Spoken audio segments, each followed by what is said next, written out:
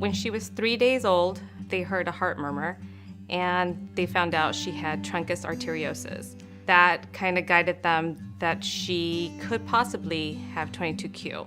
I was crying, I was devastated because I didn't know what to expect. When we got the diagnosis of 22q is when we then met with a lot of different specialists related to the 22q.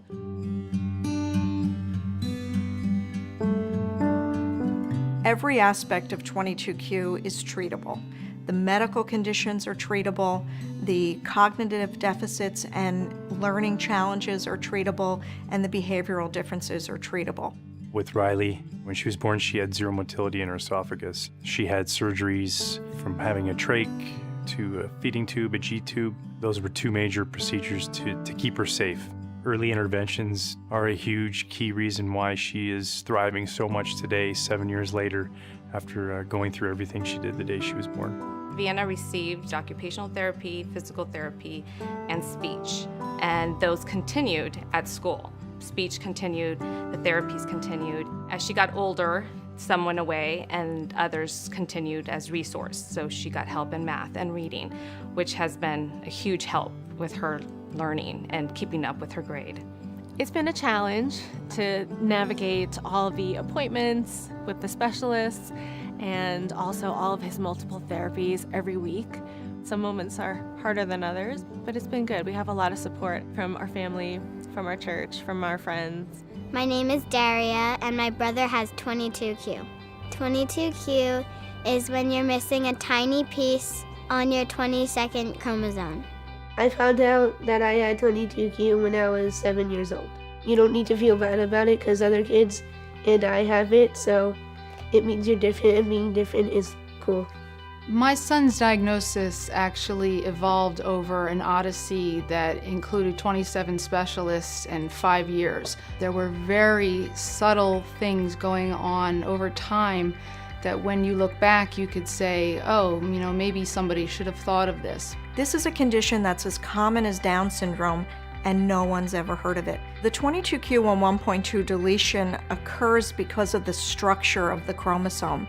It's nothing that the parents did or didn't do that made it happen. Your child is no different at this moment than before you had the diagnosis of 22q. I'm Jasmine and I have 22q. A lot of times we think that another person needs us, but I've learned that I needed Jasmine. And I needed this experience to make me a better person. I needed to be strengthened in the area of patience. And I have been strengthened in the area of patience and understanding. And I've watched Jasmine grow, but it didn't happen overnight. And she's a good mother because she takes care of me a lot, and I love her. I think she loves you too. She does. She always say that every day. As parents, we are continually encouraged by Bailey's inspiration and her ability to try new things. She is capable and willing to do anything she puts her heart to. If I could go back and tell myself, I would go back and say it's all gonna be okay. You're gonna have a happy little girl. She enjoys life. As time goes on, it's gotten easier. And as time goes on, it gets more complicated too. There are different challenges when they're younger and there are different challenges when they're older.